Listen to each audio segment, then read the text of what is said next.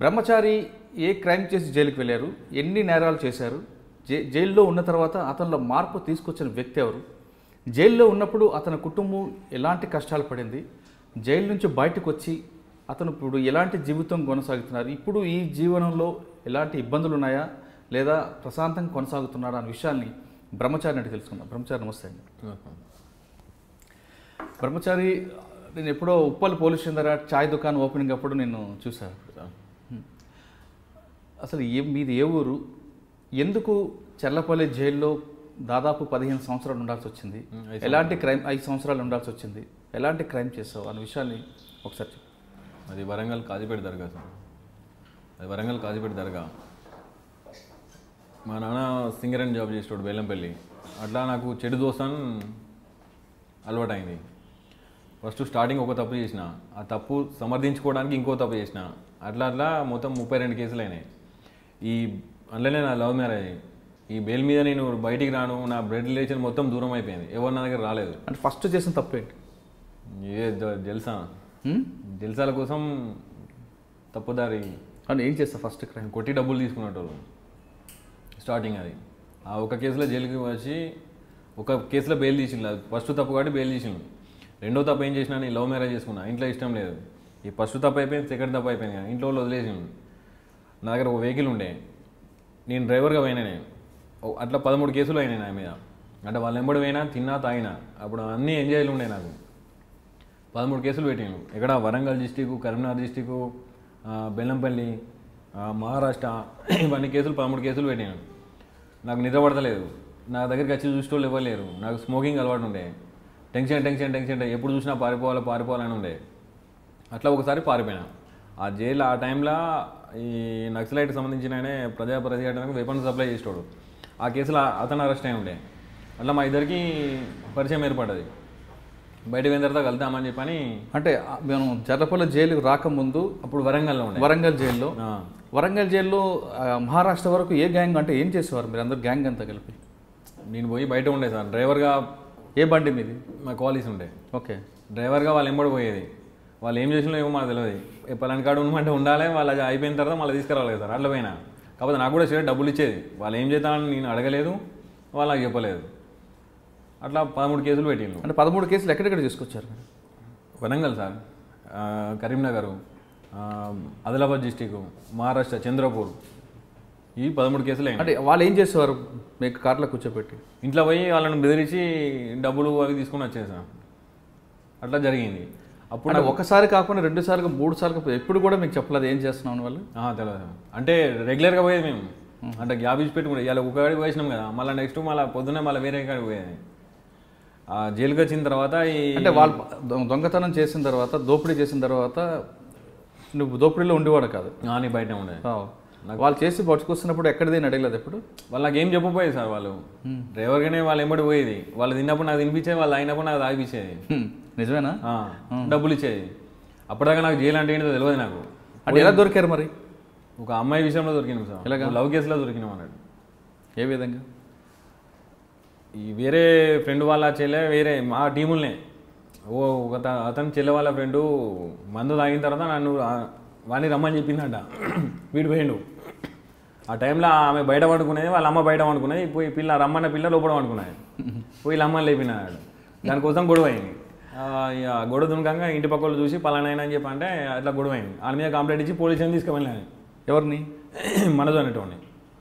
అంటే మా టీంలో ఒక వ్యక్తి తీసుకొని పోయిన తర్వాత పొద్దున వస్తా అని చెప్పని పేపర్ రాపించుకొని వచ్చిండు. ఇటు పొద్దున పోకుండా ఎస్కేప్ అయినా దగ్గరికి వచ్చింది అన్నాడు. వీడు ఎవరితో తిరుగుతాడో వాడిని తీసుకుపోయి అమాయకుని తీసుకుపోయి పోలీస్ స్టేషన్లో పెట్టిన తర్వాత, సార్ వాళ్ళ ఎంబడి టీం ఉన్నది సార్, ఈ ఎస్ఐ ఏమో అమ్మాయి కోసం అడిగితే వాళ్ళ ఎంబడి టీం ఉన్నది సార్, వాళ్ళ దగ్గర వెపన్స్ ఉన్నాయని చెప్పని ఈ ఉన్న విషయం మొత్తం బయటికి వెళ్ళింది. ఎవరు అమ్మాయి చెప్పిందో? అమ్మాయి కదా.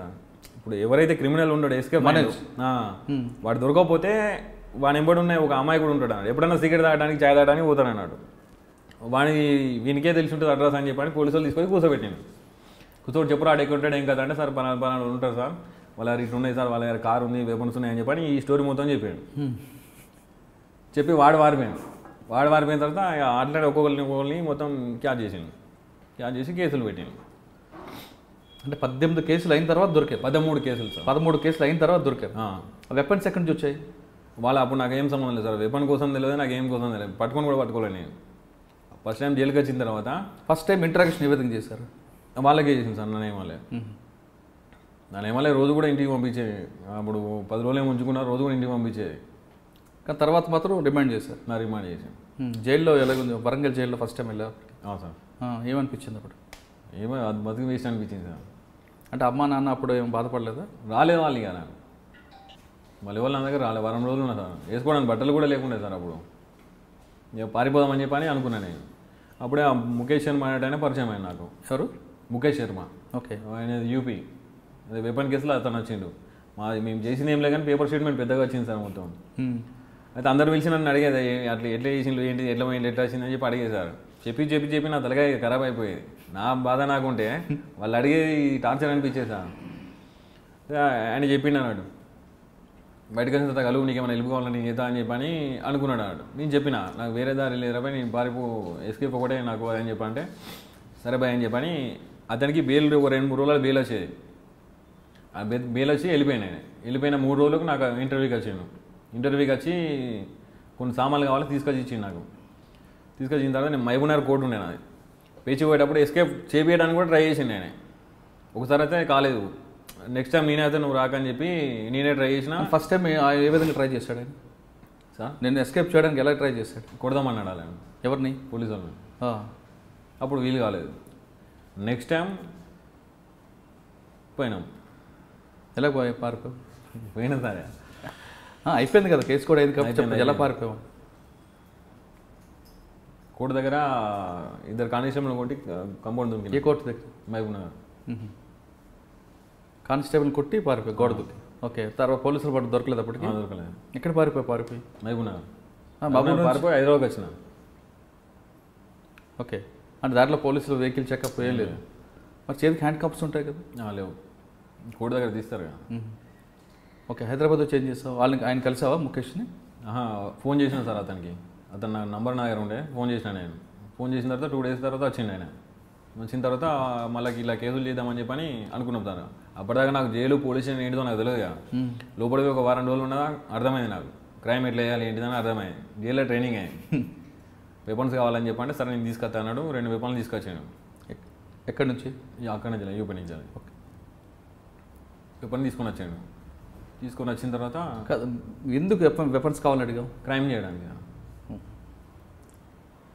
ఎందుకు క్రైమ్ చేయాలనిపించింది? మార్పు రావాలని జైలు నుంచి ఉన్నాం, నా అమ్మా నాన్న రాలేదు, ఒకే జత బట్టలతో ఉన్నప్పుడు బయటకు వచ్చి మారాలని నాకు తెలిసి సార్. జైలుకు పోయిన తర్వాత మారదామని ఎవరు అనుకోరు. ఎందుకంటే ఇప్పుడు అక్కడ ఉన్న వాతావరణం, ఉన్న ఆఫీసర్లు, ఇప్పుడు అలాగే సార్ ఇప్పుడు జీతం వస్తుంది, వాళ్ళ డ్యూటీ ఏంటిది? రావాలి, ఆఫీస్కి రావాలి, వారానికి ఒకసారి రౌండ్కి వస్తారు, వాళ్ళు వచ్చే ముందు పినాయిలు చల్లుతారు, కొంచెం షోప్ టాప్ చేస్తారు, అయిపోతుంది. మీకు ఏం ప్రాబ్లం ఉన్నా ఏంటిదని చెప్పని ఒక ఆఫీసర్ మాట్లాడారు. వాళ్ళ బాధలు ఏంటిదో తెలుసుకోరు. మరి ఇట్లా 5 నిమిషాలు వచ్చి ఇట్లా పోతారు సార్. వాళ్ళకి ఏం అవసరం లేదుగా, అడగరు. వీళ్ళు ఏమనుకుంటారు సార్, ఇప్పుడు లోపల ఉన్న తర్వాత ఆయన వాళ్ళు రారు, దోస్తులు రారు, రిలేషన్ మొత్తం కట్ అయిపోతుంది. ఇంకోటి రిమైండ్ అంటే చిన్న కేసులను పెద్ద కేసులను అందరినీ ఒక దగ్గర కలుపుతారు సార్. వాళ్ళకి ఏం పని ఉంటుంది, ఎప్పుడు ఏదో ఒకటి మాట్లాడుకుంటారు అన్నట్టు. 4 పరిచయం అవుతారు అక్కడనే జైల్లో. ఇంకా పెద్ద క్రిమినల్ అయ్యడానికి అవకాశం ఉంటుంది కానీ మారేయడానికి అవకాశం ఉండదు సార్.